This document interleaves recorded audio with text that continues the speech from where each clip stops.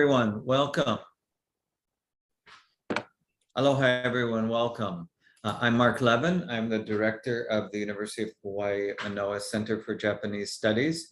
And this is one of the best parts of this job, is to be able to help move along these CJS seminars for a chance for our amazing faculty to be able to share their research and their ideas and interact with you all as an audience. And so today, our last, as Tori mentioned, our last session for the year, although please come back next year, will be Professor Petrice Flowers of our Department of Political Science. Dr. Flowers has her PhD from the University of Minnesota, and before that she studied at Wellesley College. She has a great deal of research experience and time in Japan, including as a Fulbright, and would have, if I think I'm getting it right, that she was destined or aiming to be there in the pandemic season, and instead her sabbatical was right here. It could be worse than being in Hawaii, but it doesn't exactly facilitate the work getting done when you need to talk to people. But Dr. Flowers teaches Japan and international relations, Japanese politics, and contemporary human rights issues in Japan, as do areas of concern for many of you as well. Our list today of you all arriving is world round, once again, and one of the exciting things. And so that's wonderful. And before I go any further, I'm going to hold up this book, familiar to Dr. Flowers. And I love the cover, by the way. It's bright and cheerful, which is great, but familiar to Dr. Flowers, but hopefully familiar to you all as well. Her monograph, Refugees, Women, and Weapons, International Norm Adoption and Compliance in Japan. So once again, we're very fortunate. Please sit back, enjoy the talk, and then once it's complete, we should have time for your questions and conversation with Dr. Flowers. So, aloha. Thank you. Thank you, Mark, and thank you for the Center for Japanese Studies for inviting me to share this research. Thank you, Tori, for helping with the technical issues and administrative aspects. I also want to thank the Fulbright U.S. Scholars Program. Although my sabbatical was interrupted and my fellowship was interrupted, I squeezed by very close to the wire, and I was able to be in Japan for 3 months. And at that time is when I did the majority of the interviews that I'll talk about later in this talk. So thank you very much. I'm going to share my screen. Okay. Yes. Is it okay? Okay, I guess it's okay.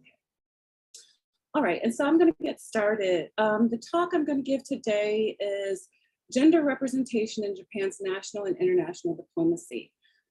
This research actually grows out of a larger project that I'm trying to work on, pandemic notwithstanding, on women and gender in Japan's diplomacy. And so this actually builds on a chapter that I published in 2018, which was a more descriptive piece, just trying to lay the groundwork for looking at this issue, because it's an understudied case in the literature, and the gender turn in diplomacy is actually quite new as well. So this was originally presented to a wonderful network of scholars that I have the pleasure of being a part of, the Gender and Diplomacy, Women in Diplomacy, GenDip program out of Gothenburg, Sweden.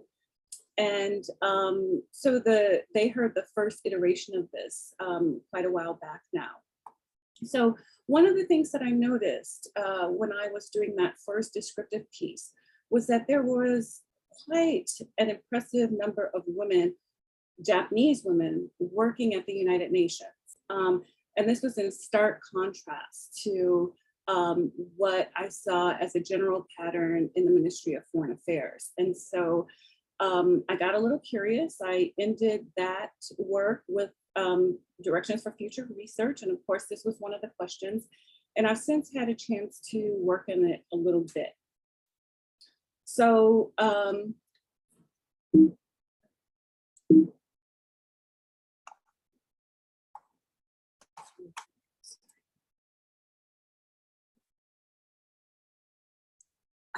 there we go. So some of you might recognize Empress Masako of Japan. Japan's women diplomats gained rare nationwide attention when the Empress Masako and Emperor Naruhito hosted their first foreign leader in June 2019, and that was Donald Trump. Before Empress Masako married the then crown prince, she was Masako Owada, and she was one of the only 3 women to pass the career exam for the Japan's Ministry of Foreign Affairs Foreign Service in 1986. So she is perhaps the most well-known female diplomat from Japan, who is still serving on a great stage. This person might be a little less familiar. This is Takahashi Nobuko, and she was Japan's first ambassador, first female ambassador. She was appointed in 1985 to represent Japan as its chief of mission in Copenhagen, Denmark.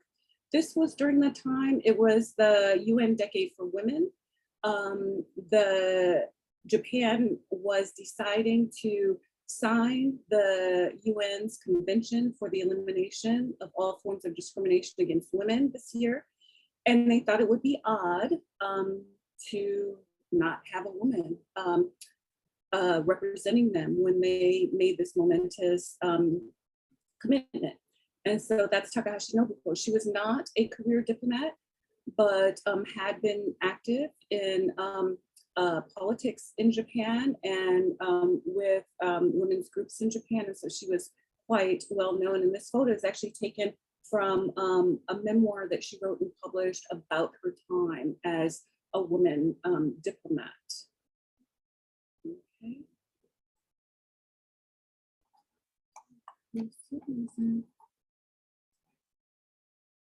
So I just want to give a little bit of background here, okay? Japan ranks among the countries with the highest Human Development Index. It was ranked 19 of 189 countries in 2017. The country ranked among Group 1, which is the highest ranking of 5 groups on the 2017 Gender Development Index. It ranked number 22 on the Gender Equality Index.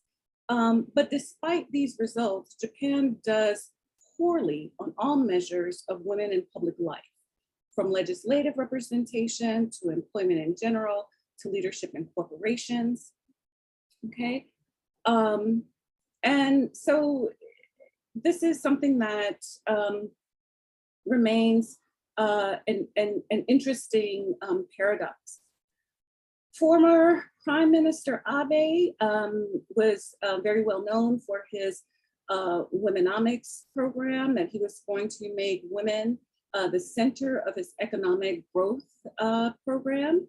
And in 2013, he gave a well-cited speech where he talked about 30 by 30. He wanted to have 30% of leadership across all sections of society be women by 2030. And so it was very interesting because when you look at the percentage of women in leadership in the Ministry of Foreign Affairs and in corporate Japan, actually corporate Japan has a little bit of a higher percentage than the Ministry of Foreign Affairs. So they have even further to go in corporate Japan to reach these goals of improving women's position.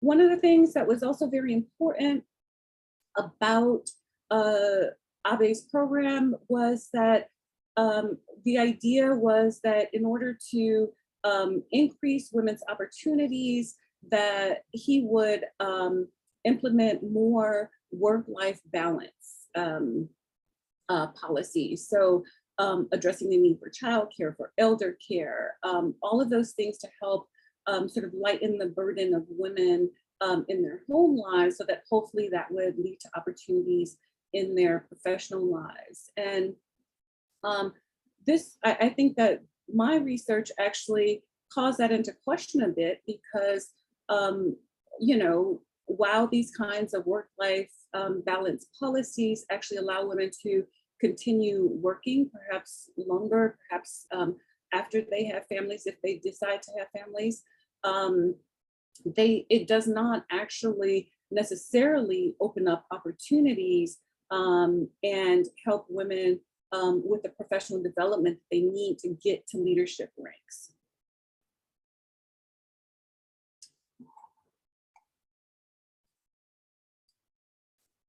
So this is my puzzle, basically, these two figures, okay? And when I say on any of the graphs, women at the UN and MOFA, the Ministry of Foreign Affairs, I mean Japanese women. I try to be clear in some of my labeling, but space was limited on this slide. So the percentage of Japanese women of all Japanese at the UN and of all people, diplomats at MOFA. And then again, women in leadership at the UN and MOFA by percentage. And these are for data for 2003 to 2018. And you see what a puzzle that is, right? So you see here that in the Ministry of Foreign Affairs, less than half, right? In terms of percentage representation, women in these organizations. And the UN system is, you know, sort of the UN Secretariat, but all of its affiliated organizations and agencies as well. So we're talking a large number of people here. And so you see this, but then you look over here and you see that women in leadership at the UN clearly outpaces women in leadership at the Ministry of Foreign Affairs. So that is something that is a puzzle, okay? So this gets me to my research question, which is, given that Japanese women entered national and international diplomacy around the same time, how can we explain the discrepancy in women as a percentage of diplomats at MOFA, the Ministry of Foreign Affairs, and as a percentage of all Japanese at UN organizations?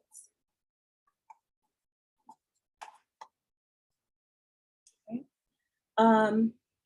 So my design and methods are guided by basically two questions. Where are the women and what are they doing there? Okay. So the empirical contribution of this research will show that, like previous scholarship, institutional rules and norms account for where Japanese women and men are in the United Nations and in Japan's Ministry of Foreign Affairs, a case that has received little attention in the literature. The analysis consists of two parts. The first is a mapping analysis that answers Enlow's classic question, where are the women? And this analysis is based on assembling and analyzing quantitative data from UN and Japanese sources. The qualitative research, the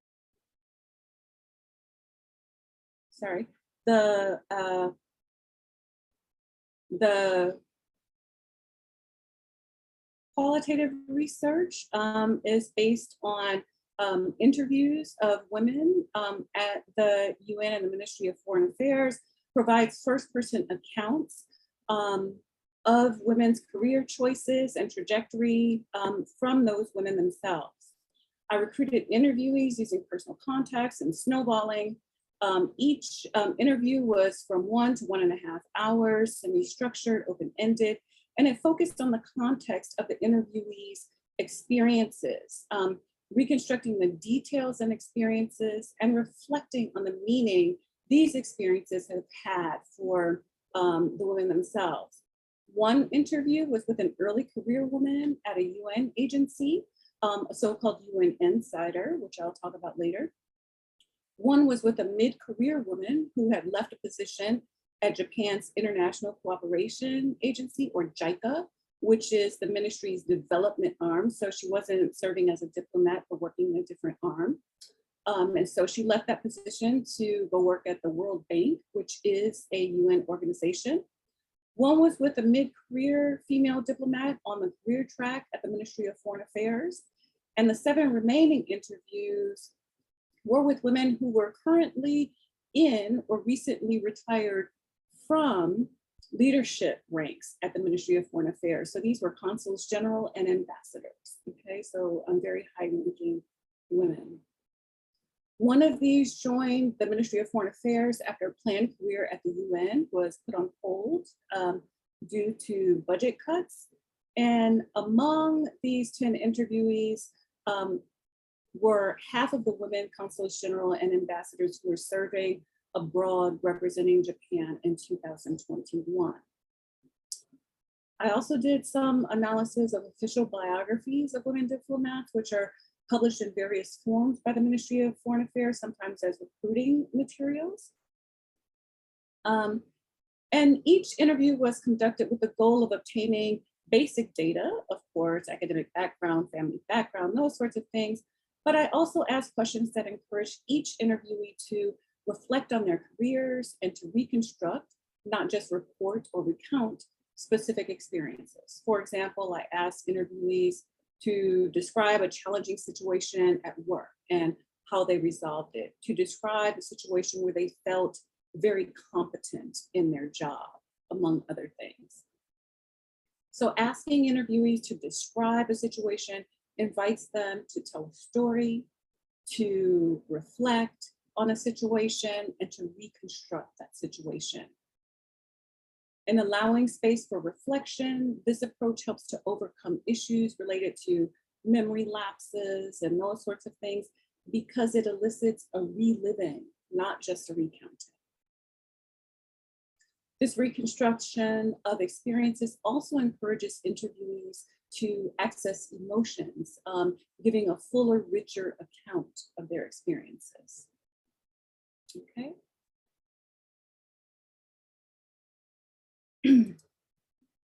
So where are Japanese women at the Ministry of Foreign Affairs in the UN? So even after women are allowed entrance at the Ministry of Foreign Affairs, the first women were admitted to the Diplomatic Training Institute in 1949.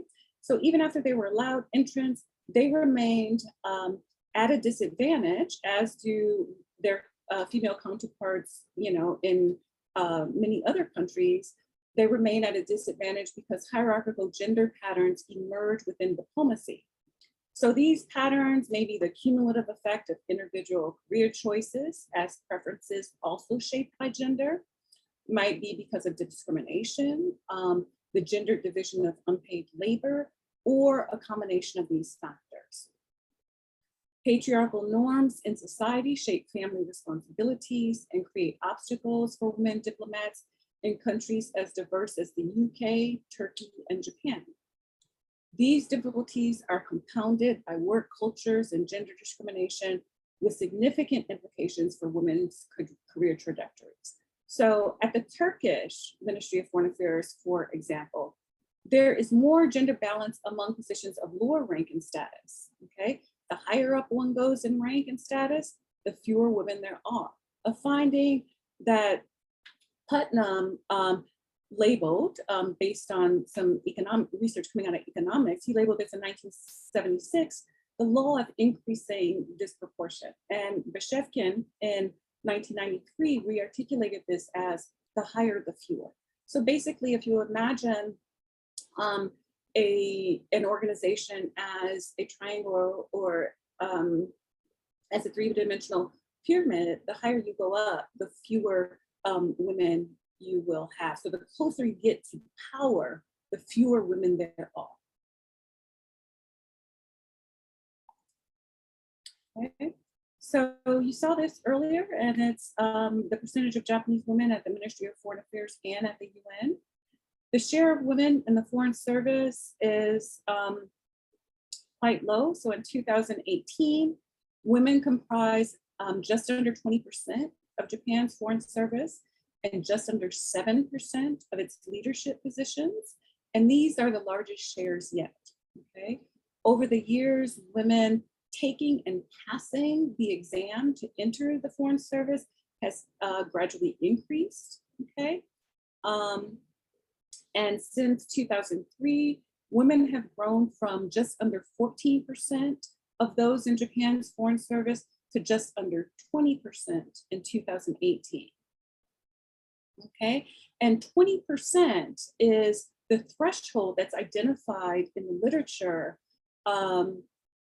as the difference between women being tokens in an organization and women exercising substantive power, okay? And so this data basically confirms what we saw on the previous slide, that the closer one gets to power at the Ministry of Foreign Affairs, the fewer women there are. What is puzzling, however, is that this does not hold when we examine Japan's representation in the United Nations system, okay? So when we examine the number of Japanese women relative to all Japanese in the UN, it is actually quite startling. In 1975, which is the first year for which there's data by sex and nationality of UN organizations, just under 20% of Japanese in the UN system were women, okay? That's where MOFA actually just reached that point in 2018. So the 20% threshold where women actually exercise substantive power in an organization was met by 1985. And by that time, women had already increased to almost 27% of all Japanese at the UN. So by 1993, there was gender parity in Japanese women in positions at the United Nations, with Japanese women being just under 49% of positions of all Japanese at the UN. Okay, and parity is defined as 40% women being 40% of and positions of holding 40% of positions in an organization. Okay, so data that focus on Japanese women at the professional level and above in UN agencies and organizations reveals that since the year 2000, there has been gender parity in Japanese professionals in the UN, okay? And in 2006, women at the top ranks were the majority at 53%, okay? And so this has steadily increased until women became a large majority in 2015, occupying 60% of the leadership positions, okay? And that's at the professional rank and above at the United Nations, okay? So I'll show you here on this, so you can see where I showed you this graph earlier of women in leadership in the UN and women in leadership at the Ministry of Foreign Affairs, okay? And you can see that huge contrast there, right? That women comprise just over 60% of Japan's representatives to the United Nations system in 2018 and held 44% of the leadership positions. So that is quite an accomplishment. And here, this next slide, you can just kind of see a little bit more granular detail about women in leadership positions in Japan's foreign service, right? That you have women in 2003 being just under 3% of all leadership positions at the United Nations, or excuse me, at the Ministry of Foreign Affairs. And in 2018, they have reached that 6.6%, okay? And there are two tiers of top leadership, tier 1 and tier 2. These are technical categories with ambassadors occupying tier 1. And if anyone has questions about that, in the questions section, I can say more about it, okay? So this is just a generic poster about women's empowerment principles, which have been released by the United Nations Global Compact, which is focused on getting private business to actually sign on to gender equality and equity in their organizations. The UN actually, while it was well known for promoting gender equality in its projects abroad, it had not made that a priority within the United Nations until 2017. And so that doesn't count as an explanation for what we saw happening well before that time, okay?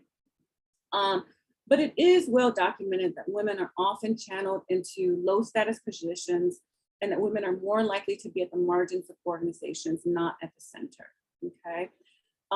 Nash actually found in 2020 that the United Nations was what he called a dumping ground for American women. So with this in mind, the preponderance of Japanese women across the United Nations system might lead us to conclude that the UN is not important to Japan, and maybe it's where they warehouse the women.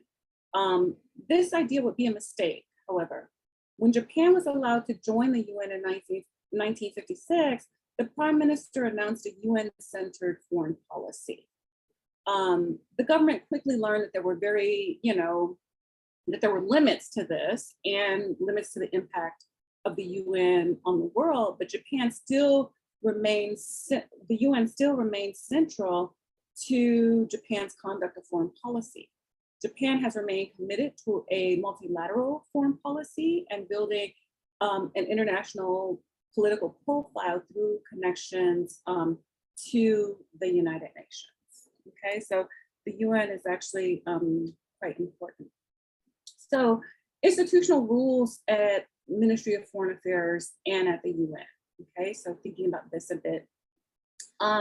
There are 3 paths into the UN, and I will talk about that and the 3 paths into the ministry. And so given the information that we've just covered, what are we to make of the difference between the number and placement of women in these 2 lines of diplomatic work? Okay, so national diplomatic work and international diplomatic work, or work at MOFA and work at international institutions. Okay, so recruitment and institutional culture helps us to understand this.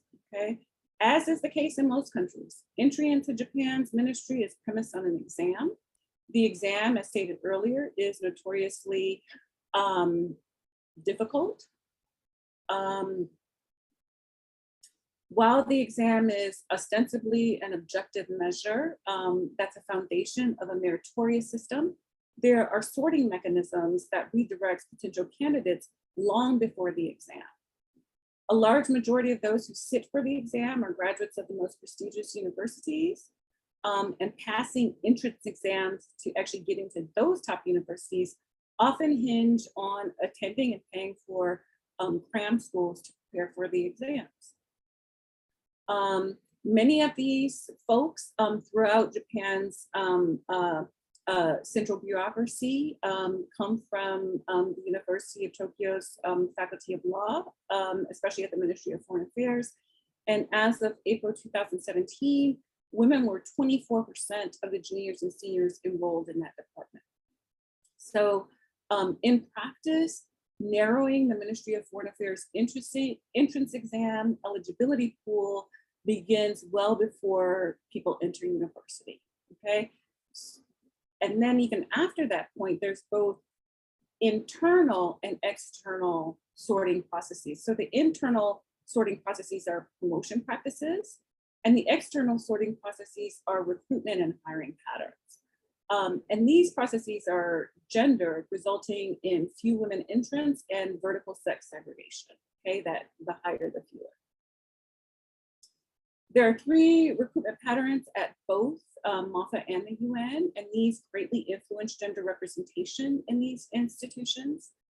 At MOFA, there is a traditional career track, a non-career track with limitations on advancement, and contract positions that are limited in scope and duration of work. In addition to the non-career track and contract workers, those positions actually increase opportunities for women to enter, but really do limit their leadership opportunities. Although women have come from sort of the regular clerical track or support staff track and become and moved into those highest ranks on occasion. Since 2009, there's been a regular route for contract workers to take the exam for the regular work track. And so that's also a change that allows people to come in at a later date.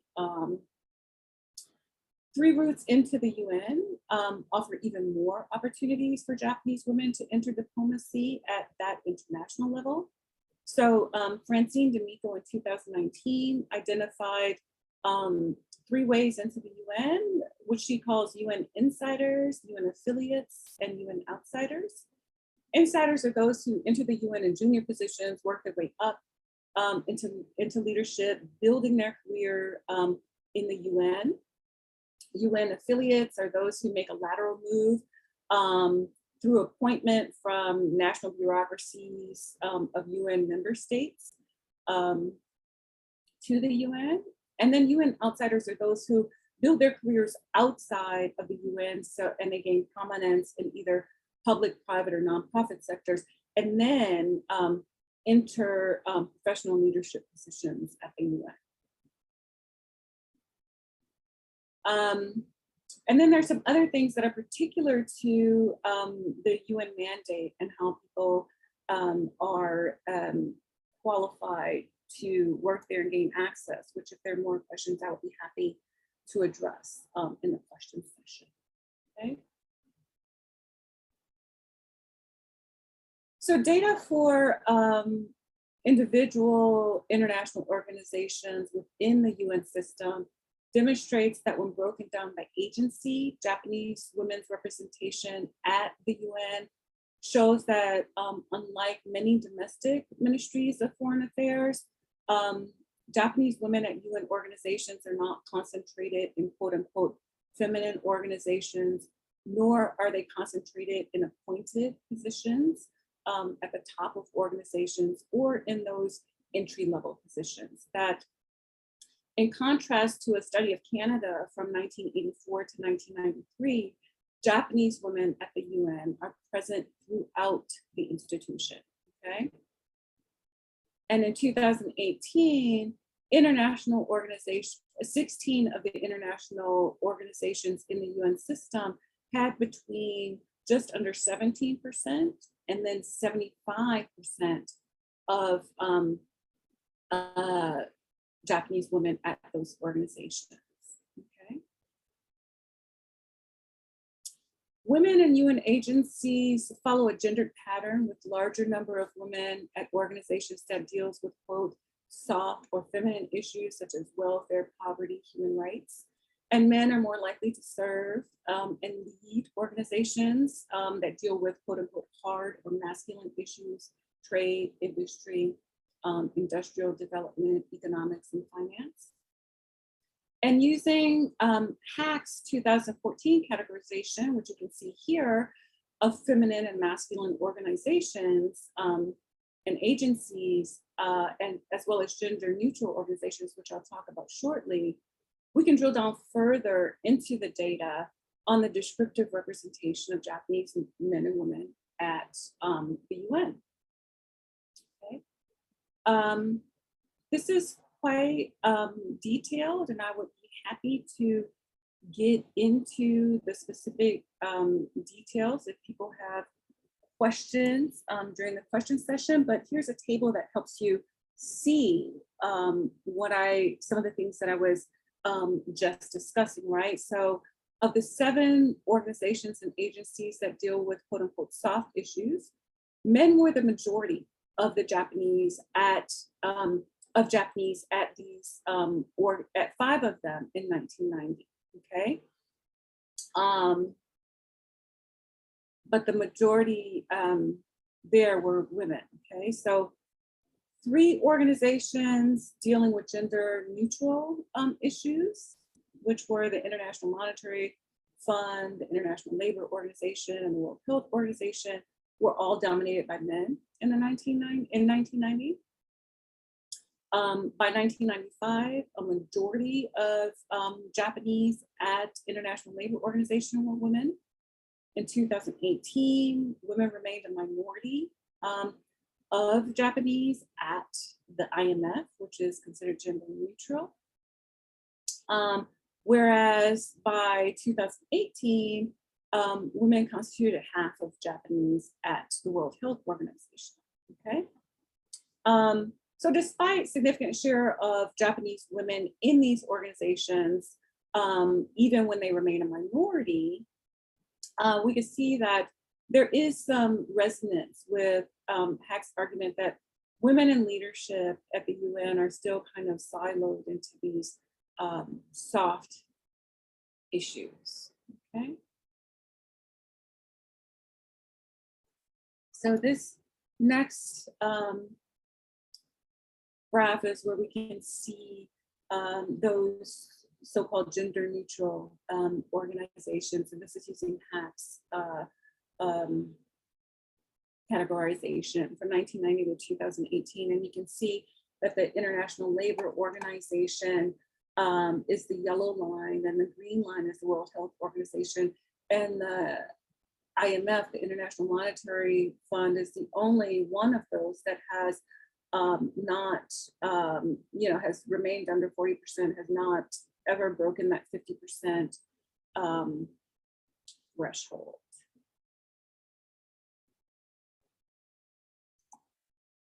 So choosing the UN, okay, so I want to move into the more qualitative analysis now of, we know where women are, now we're wondering what they're doing, how did they get there, what are they doing there?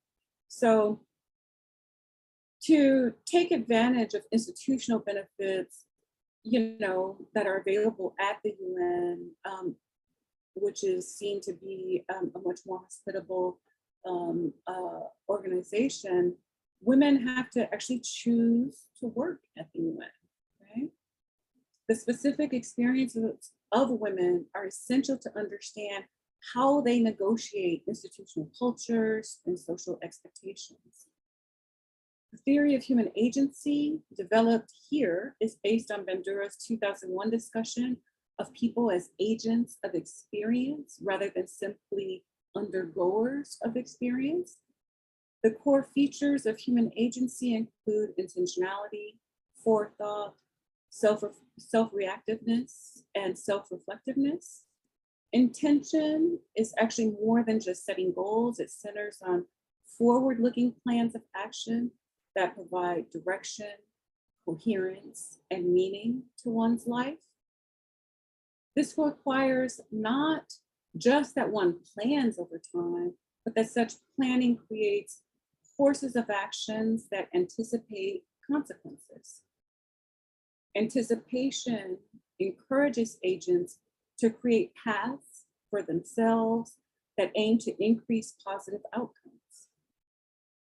These future plans help to motivate and regulate behavior, which is essential to linking individual thoughts to action and allows agents to react to external events in ways that actually resonate with their goals and values, therefore allowing continued progress toward achieving that desired outcome over time. This self-evaluative aspect of agency contributes to responses that seek to improve competences, develop skills, and recalibrate the level of challenge necessary to achieve goals and to expand aspirations. In other words, growth is an important part of agentic behavior. Growth, or the ability to learn new things, is not just reactive.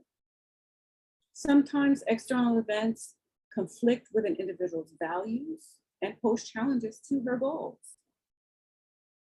Self-reflection is an essential part of agentic action, as it is implicated in the other three aspects of human agency, and is the basis of the belief that one can exercise some control over her own actions and influence external events.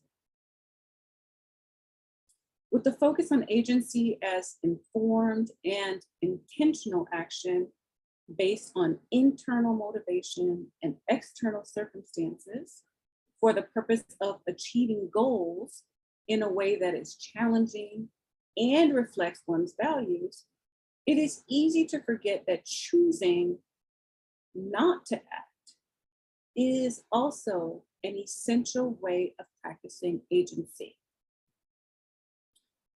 This is reflected in Shalpa's 2016 study of women's role in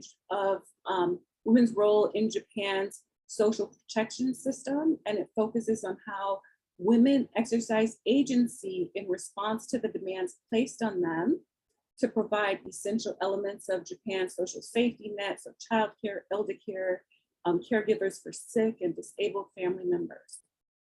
And Shalpa uses Hirschman's concepts of exit and voice, which basically he finds that instead of using voice in an effort to protest this, what is often an uneven burden of reproductive labor, and then to demand change, that Japanese women are choosing to exit, okay?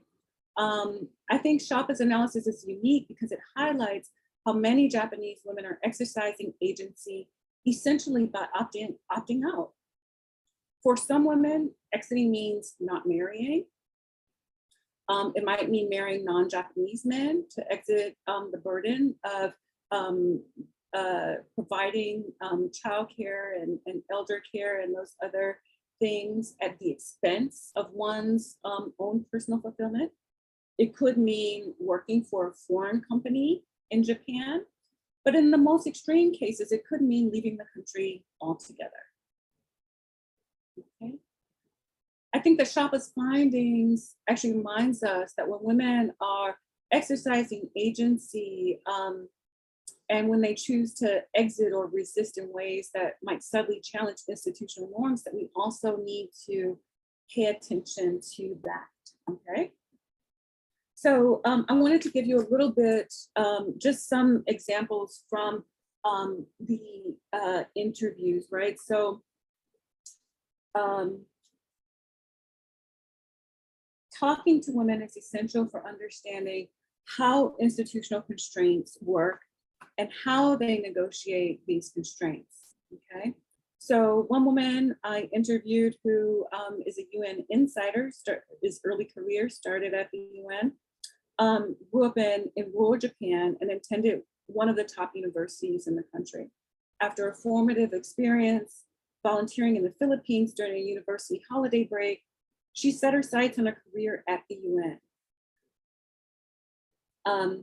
And her account clearly demonstrates exit as agency. She says, quote, "Women are more marginalized, and then they are not forced, but we feel some kind of pressure to give up our careers because of marriage and because of children. If you really want to succeed or pursue your career, it's better to work outside Japan." The gendered nature of institutions themselves and the social and cultural context are not amenable to women pursuing careers and succeeding. So the mid-career woman who I mentioned earlier that I interviewed who left JICA for a job at the World Bank actually confirmed this assessment when she said, "When we look at women's career in Japan, we cannot detach that from the society that we have, which is still so male-dominated. And gender imbalance and gender discrimination are prevalent. I think we are worse in terms of this, not only among developed countries, but among all countries globally.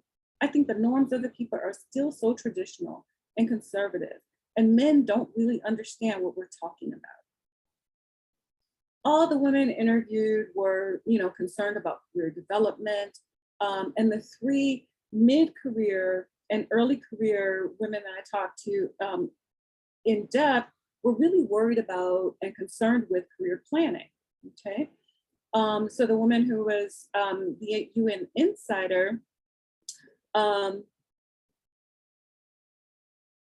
she made a very deliberate decision in planning for her desired career at the UN.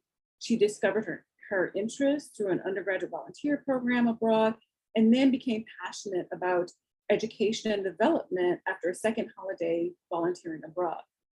From the beginning, she had to negotiate the gendered institution of family and later work. She worked, saved money, learned English, went abroad to obtain an advanced degree, worked for relevant non-governmental organizations to gain more experience in the field, then applied for and obtained her goal of a job at the United Nations. In her telling, quote, "If men want to be successful, they stay in Japan and then work in a company or organization, get promoted, then get the senior positions. That's what they call success." So, end quote. This gendered vision of a successful career more closely describes what one would move through in the Ministry of Foreign Affairs. This does not mean that a career at the Ministry of Foreign Affairs guarantees success or a fulfilling career, but that the route for building a successful career is clear from the start, okay? While this UN insider diligently pursued her goal to work for the UN, the path was a long one and it was full of risk. Nevertheless, now that she has secured the position in the organization of her choice, she joins a contingent of Japanese that is at least half women, which is the legacy of decades of Japanese women joining the UN from its earliest days of joining the institution. This building of women in the ranks of UN organizations meant that once the UN actually made gender parity throughout the organization and leadership a priority in 2017, there were Japanese women with experience, expertise, and seniority ready to move into those positions. There are many more opportunities at the UN for Japanese, but the path might be less certain than a career at the Ministry of Foreign Affairs. Most of the senior diplomats I interviewed viewed the career path at MOFA as one of the factors that motivated their decisions to pursue a career in national diplomacy. For these women, the fact that a diplomatic career depended on passing an exam meant that they would have equal footing with men in the organization. One woman who began her diplomatic career in the early 1970s told me that she had secured a position that would utilize her language skills at a large Japanese international company, but she decided to decline the position and seek a career at the Ministry of Foreign Affairs after she was told that she would only ever be an assistant to her male colleagues. Another diplomat who started her career in the 1980s reported, quote, "At that time, there were discriminatory measures against women, not only in Japan, but in very many places in the world. So first of all, when I graduated from university, I wanted a lifelong profession, lifelong work, which means I did not want to quit my profession against my wish. And furthermore, I really wanted to be treated as equal to others. In the ministry, there was no discrimination against women. Perhaps more importantly, I wanted to contribute to making a better Japan and a better international community through diplomacy. As you know, almost 40 years ago, in Japan, there were very limited areas of work open to women for professional careers. I decided to join the government." Another senior diplomat confirmed this with, quote, "I entered the Foreign Service of Japan about 40 years ago. At that time, women's choices were limited. Even if you graduated from one of the top universities, even if you entered into a global giant Japanese top trading company as a woman, you wouldn't be promoted the same as a man. Your male colleagues would treat you as an assistant. I saw that from the experience of my elders. So I thought that in order to really fulfill your ability, you have to have an interest in a future career. The career path was narrow. So I focused on teaching or diplomacy because there's no gender discrimination whatsoever, none," end quote. So entrance into both of these careers is very interesting because they depend on passing a rigorous entrance exam. And these senior diplomats at the ministry saw the Ministry of Foreign Affairs as providing an opportunity to do meaningful work with the expectation of advancing at the same pace as their male colleagues, okay? So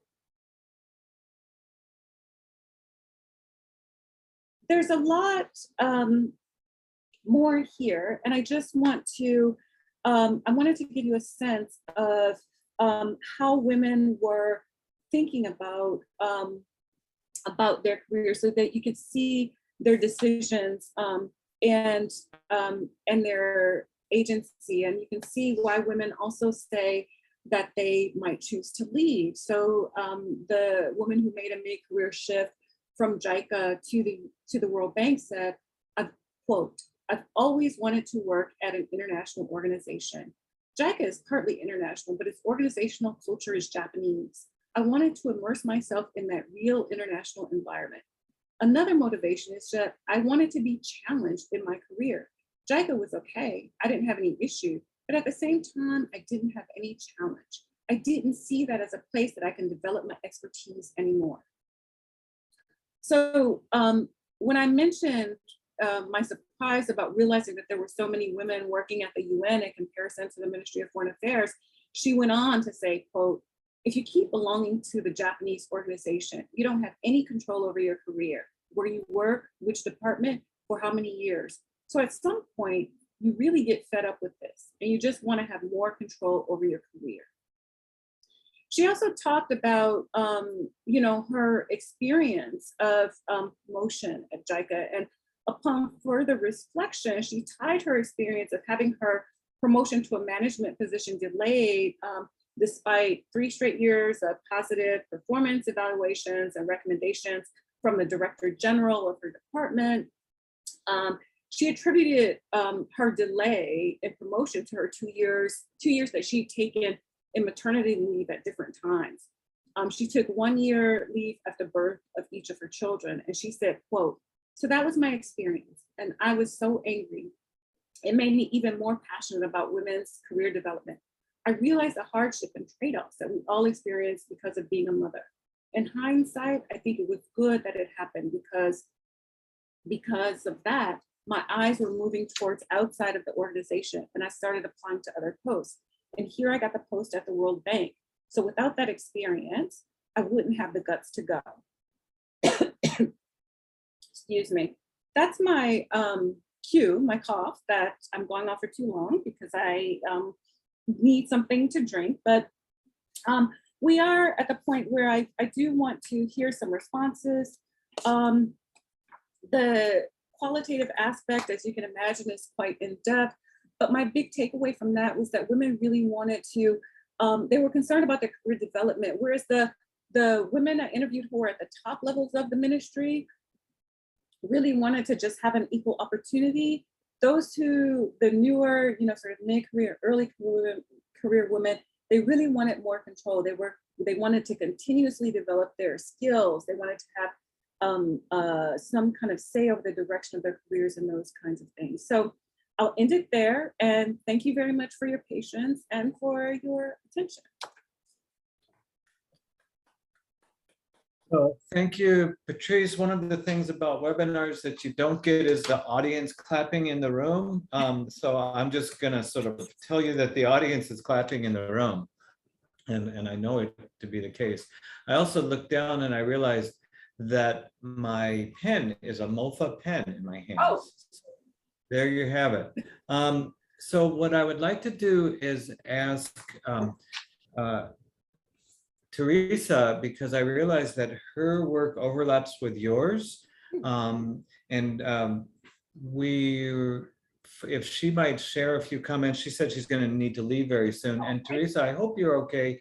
I can put you, I'm going to give you a mic, but I can, so that you don't need to type anything up. So let me test my skill set here.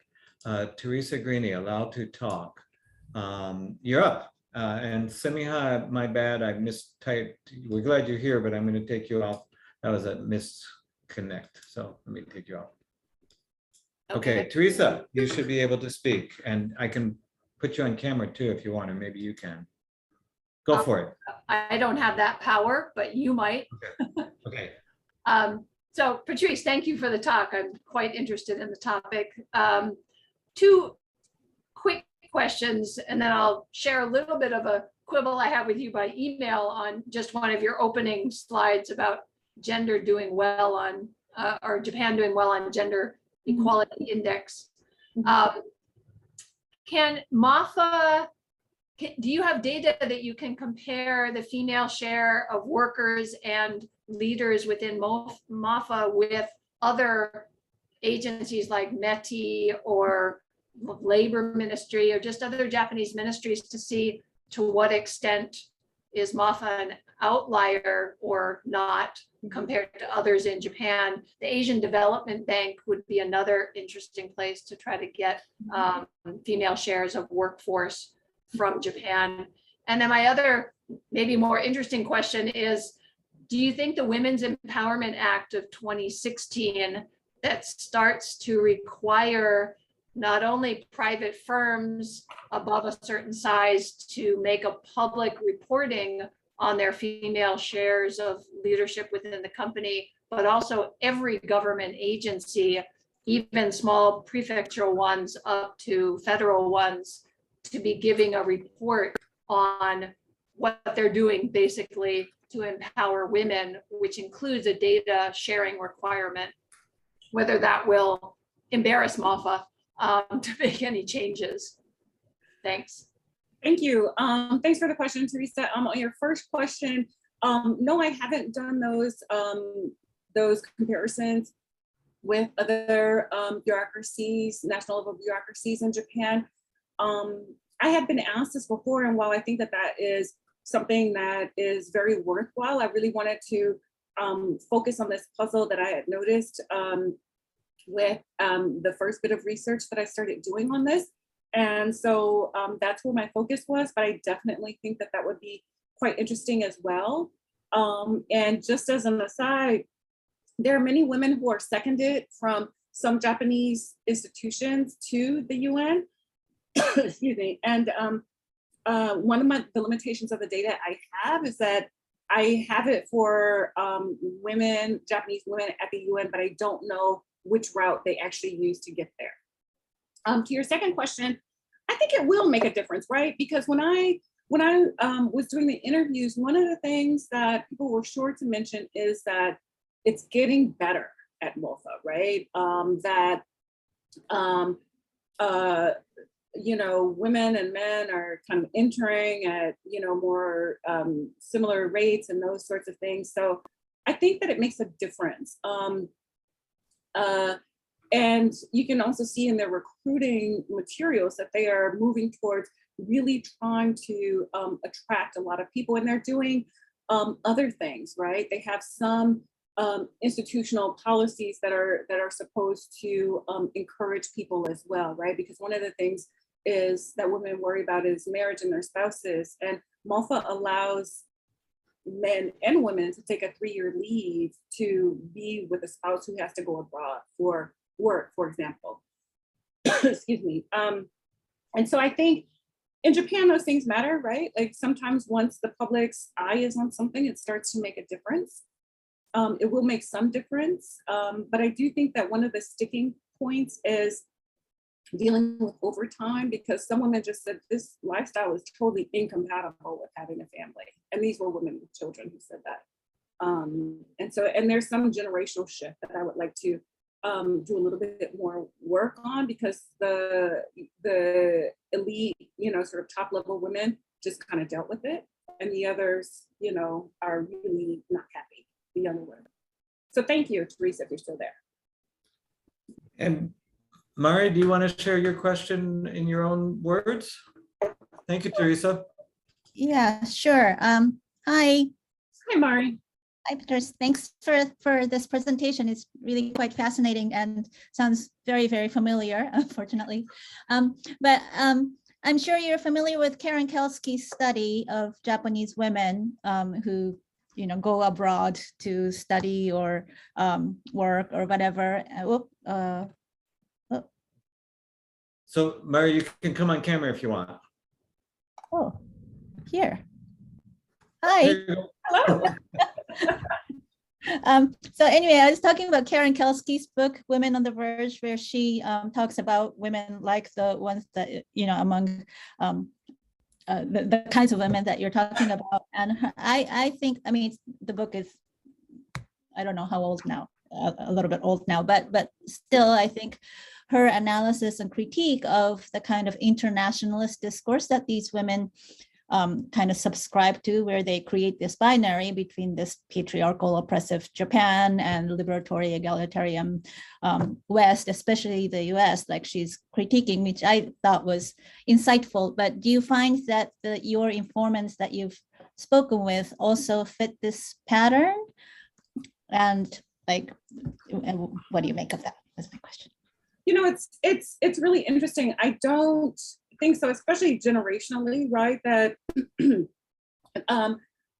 elite women, I mean, they recognized that there were difficulties, but it was, you know, they just felt like, look, I have the same opportunities that men have in a limited number of organizations. And however I figure out how to do that is fine. I won't have repercussions at work as long as I can manage everything. And so they seemed very idealistic, and these are also diplomats, so they were very diplomatic, right? That they were, you know, kind of, you know, like I want to, they were also very not idealistic, you know, because that kind of suggests that, you know, perhaps they were naive, but many of them, their reason for going into diplomacy was, you know, like the practical reason was because they wanted to have a career and they wanted to be able to have a lifelong career. The other piece of it was something that people said was a more emotional reason, and that was they had an experience abroad. You know, they were majors in some kind of language or something like that, and they really felt connected to other people outside of Japan, and that was less of this kind of internationalist discourse and more of something that just seemed very personal and much more kind of cosmopolitan, I think. So it was interesting. I mean, I'm still kind of thinking about it, but I think few people had this idealistic version that it was easy in the US, right? That, you know, kind of you go to the US and then everyone is, you know, there's much more freedom and people have, you know, sort of less gender discrimination and things like that. They didn't have that view at all, partly because I think when they are stationed abroad, they're still working in a Japanese organization if they're working for the ministry, right? And some women talk openly about experiences with sexual harassment, being the only woman in, you know, in the mission and things like that. And so, yeah, and then also coming up against like gender expectations in the host country as well, usually with male counterparts. So. Thank So you. we have room for Mari. I'm going to drop you off the camera. I have so much power. Oh, yeah. But we have room for another question, or else I've got a comment as well, but I'm happy to. I see Semiha, let me allow you to talk and put you on camera and welcoming your remarks. Can you introduce yourself, please? Hi, can you hear me? Yes. I think my camera is still off though, which is actually better because I'm from Turkey and now it's 2 a.m. It is. Okay. So it's a pretty late hour in Gotcha. Turkey. Thank you very much for the most enlightening and illuminating presentation.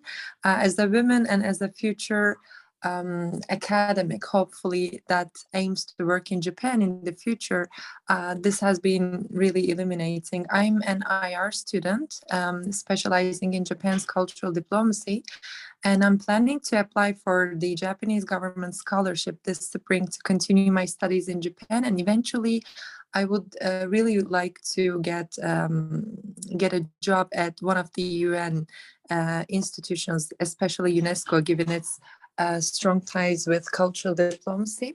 So in this sense, I was wondering, is your observation so far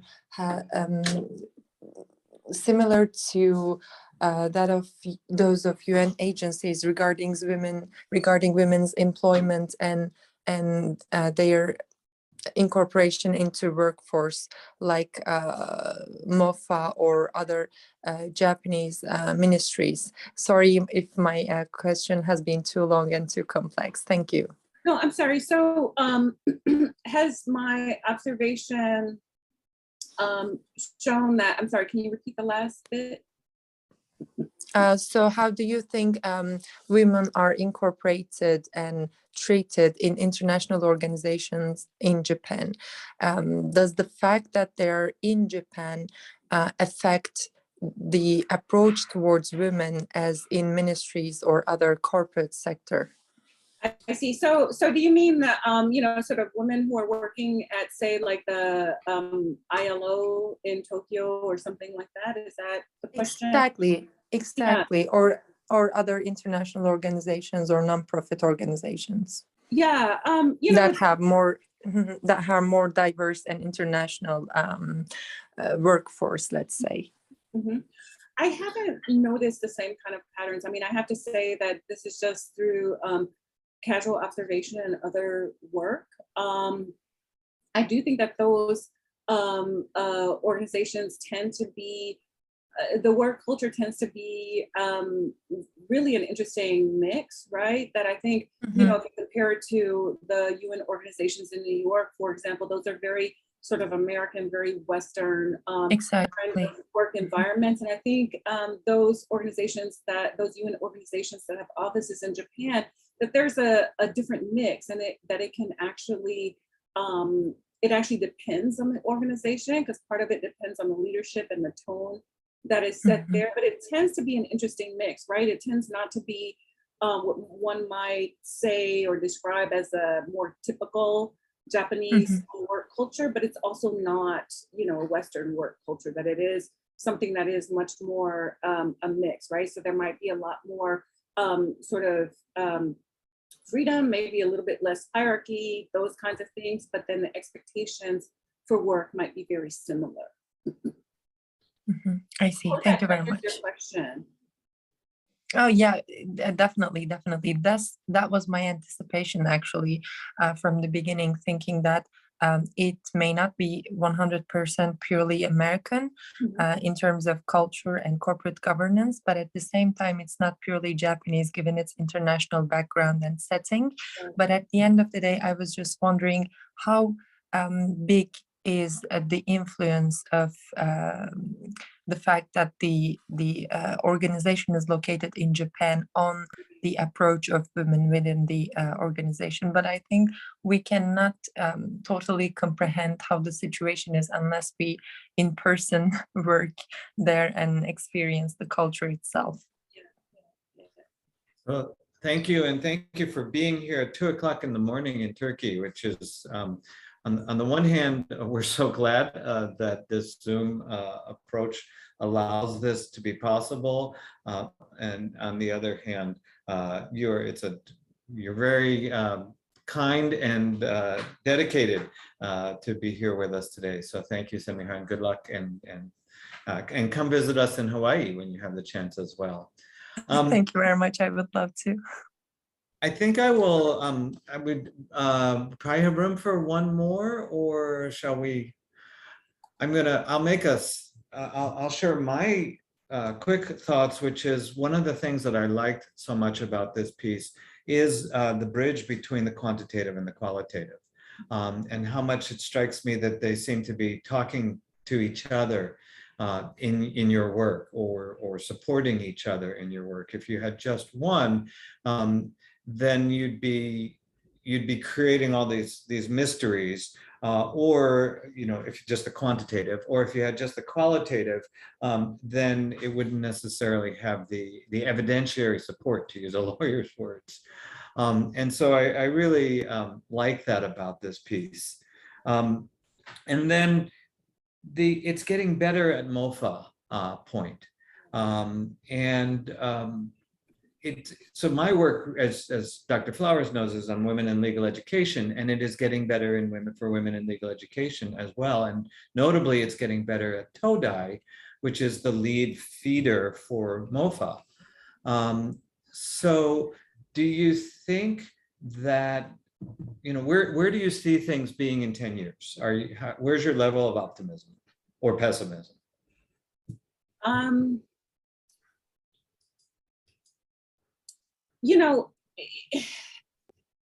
the very sort of, entry level, I do think that's going to get better, definitely.